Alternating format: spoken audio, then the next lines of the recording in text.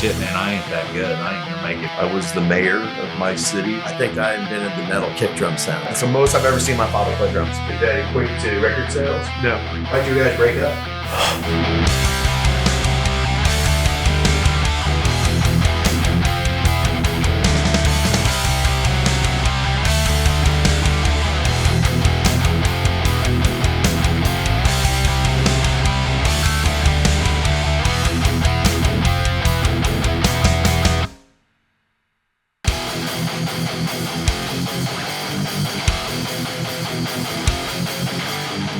So Ragdoll played grad night at Worlds of Fun, and at the time our bass player Ian was working for Slice Speaker Service, who also rented out PAs. So we played the Panda Pavilion at Worlds of Fun, and we had to bring in our own PA. So because of our connection, we brought in the most ridiculously large PA of all time. Like, for a venue that size for an outdoor, we brought in a stupid amount of PA. To the point to where we're sound checking, getting ready to play, and this very proper British man walks up. And he's like, "Excuse me, I'm the road manager for the Fix." Fix was playing at the main amphitheater all the way across the park. He's like, "Yes, I'm the road manager for Fix. We're going to have to ask you to turn it down." We're like, "Why? You guys are all the way on the other side of the park." He goes, "Yes, we can hear you all the way over there." And we're just like, "Fuck yeah!" And we were like, "Okay, we'll turn it down, buddy." And we never did. But it was just like, that was kind of our personal, like, little, fuck you, man. We're gonna turn it up as loud as we fucking want.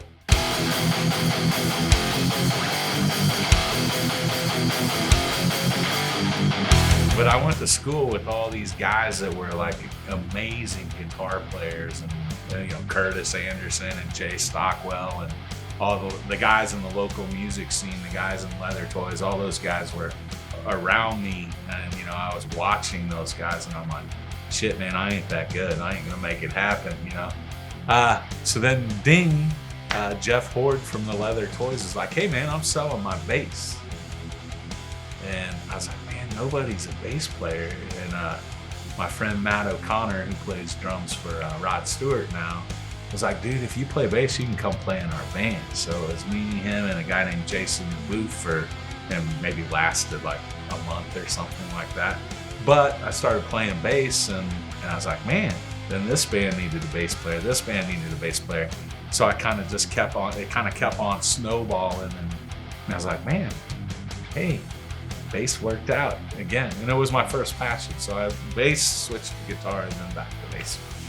Yeah, bass players were always a hard thing to come by. That, and if you were a singer with your own PA, that was also in their pocket. Correct.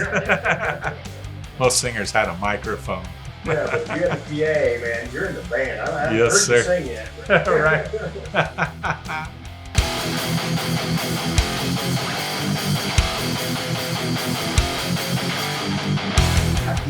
You mentioned comedy, you mentioned those types of things about the band's mantra. Who came up with the name, and what's that all about? Well, how we came up with the name for White Lize, actually when we first started with White Lize, we were a band called Savage. And that was kind of a ripoff. Brad was really into, at the time, a band called Sabotage. And so that was a real kind of ripoff of that, because we didn't know shit about how to pick band names or anything like that. Sabotage, let's just make it Savage. That sounds good. But when Joe got in, it was, we really wanted to do something fresh, and we didn't know what. I guess there was a band meeting to where we were tossing around some names. None of them were really, gelling with all four of us, or all five of us at that time. No, I think it was four of us. That was before Chucky. But we had a show that we were doing at Pogo's, I think, and like during our third song, just in between songs, Joe just out of the blue goes, "Hey, by the way, we're changing our name. We're White Lize now." I remember going, "What the fuck?" But good thing that it was a cool name, and we all dug it. But it was definitely a little bit of a surprise, 3 songs into a show. Downtown Clown, how we came up with that name was actually, that was through Max. Max had, after Shock, started another band with Scott Morlang, Bob Simmering, and oh my gosh, Todd McEwen on drums, and Max on singing. And they went with, they had the band Downtown Clown. And I don't know who came up with that name. I know it wasn't Max, it was one of the others. And when Max had come, when we approached Max to come to White Lize, he, after that first initial hook up and jam, and he was leaving that going, "This is my fucking band. I don't know what the hell I'm going to do to make sure this happens. We're meant to be." He went back to the other guys in Downtown Clown and said, "Guys, I'm going to do my own thing, and I'm taking the name." And somehow they agreed with it, and let him take it, and that's what we went as going forward. And it was such a perfect name for us, with all of our personas, how much we all like to laugh and just fuck around and have a great time on stage. And we don't care, like Chucky, if he runs into a wall or bleeding in the middle of a show, which he did on damn near every show that we ever played. Somehow Chucky bled. But it was all part of the kookiness of us, and you just never know what was going to happen. That name really fit us really good.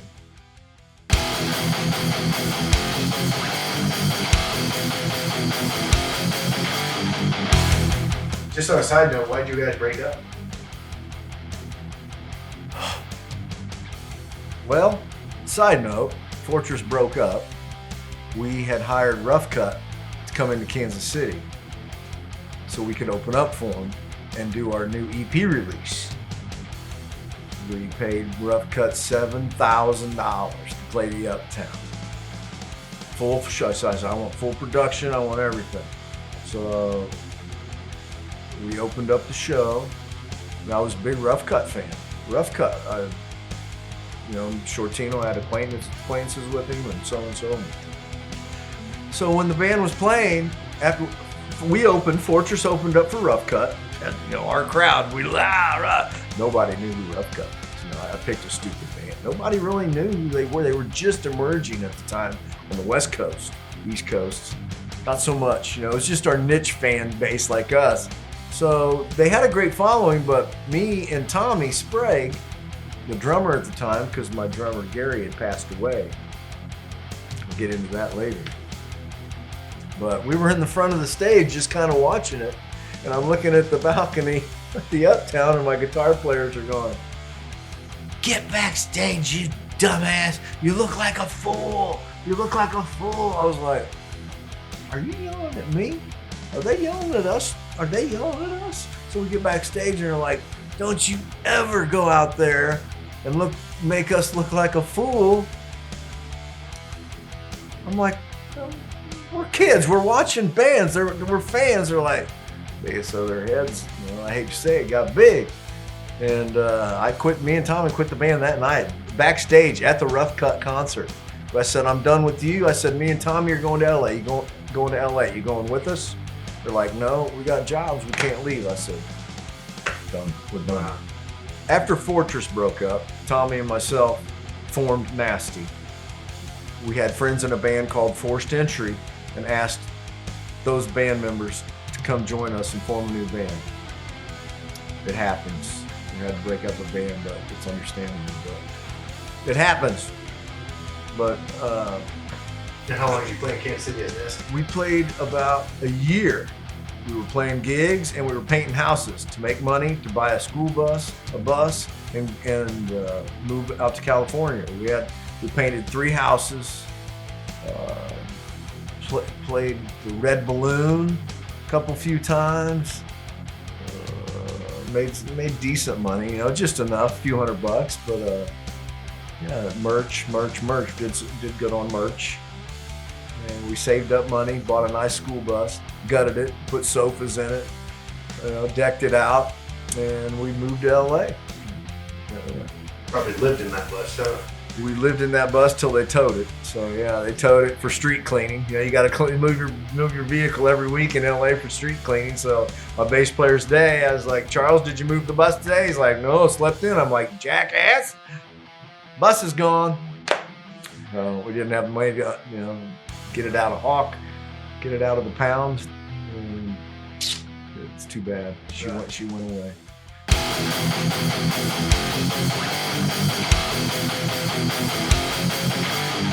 Yeah, but we were on Headbangers Ball and in heavy rotation for several months. Like we were on there all the time, every week, for several months. So it was good promotion. Did that equate to record sales? No. Well, I don't know. It's hard to tell. It's hard to say. I think I'm trying to remember. They printed 50,000 units to ship out worldwide, and there was never a second printing. So we did not even sell 50,000 records worldwide. So see, again, I think a 5-year difference would have made a huge. Yeah. Had we come out even in 1988 as opposed to late '89, I Instead of think. Cry the Night. Yeah, I think now if that would have been the time for all this, right. It would have been big. Yeah, and even Crying the Night is quite a bit different than Race Against Time, because you can hear Race Against Time, but we are trying to be more commercial, whatever that meant at the time. And it's like I don't think that's a bad record. I think it's a good record, but we definitely compromised what our vision of who we were was. When we started chasing that carrot. I remember also the first photo shoot we did in New York when we recorded the record. We were all there, and I think we did it at the Limelight, famous club there. They had a hair and makeup team, and so they take Tommy back first for hair and makeup, and we're just all kind of hanging out. And he comes out of the back room, and dude, it looked like the cover of Poison's first record, like bass and tons of makeup and the whole nine. Again, it looked like a beautiful woman. Yeah. And we were all like, no. Yeah. Every one of us was like, no. Go back. Let's try this again. And we did put our foot down a few times when they tried to make us kind of look like Poison, because we knew, again, we were more like Dio, Queensryche, Iron Maiden. Yes. We were a prog metal band. We were a prog metal band. Yeah. But of course, what was on the radio? Cinderella, Dokken. So they were like, and that's what we looked like. We looked like Cinderella and Dokken-ish. Yeah. So, in their minds, that's what you got to sound like. You can't sound prog and look like that. So, that was something that really didn't jive. But we did say no.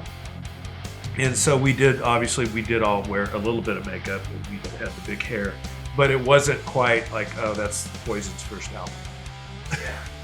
Yeah. And even our record company, the cover for Race Against Time, we had picked out this really cool piece of artwork that some artist that our manager had known, and it's called Race Against Time. It was a piece of artwork about this guy, like, he's in space and he's disintegrating. He's going in a wormhole or something. Anyways, kind of again out there, prog and kind of cool. We were like, yeah, that's our record. And they're like, no, we're gonna put a picture of you guys on the cover. And the picture that they picked was like, we all hated it. And it's just like, what are you gonna do? We didn't have a lot of control. We submitted stuff. They said no, and we didn't fight them on too much, but we did fight them on all the makeup. And, the pictures were a little bit better. What label was Iron Maiden on back then?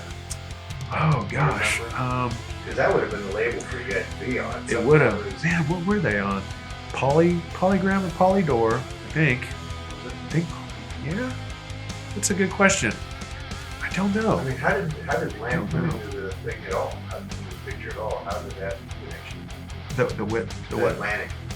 Oh, well, our manager, Chris Ellis, had a previous relationship for Jason Flom. He'd had his own band that he'd been shopping to Jason Flom for a couple years. So, and they were really, I think, like party buddies. Like they would get together and party. And so he knew this guy, and I don't know how he eventually met him, but he had a connection. And Chris Ellis came to us right before we played that Omaha show where he flew Jason in to see us.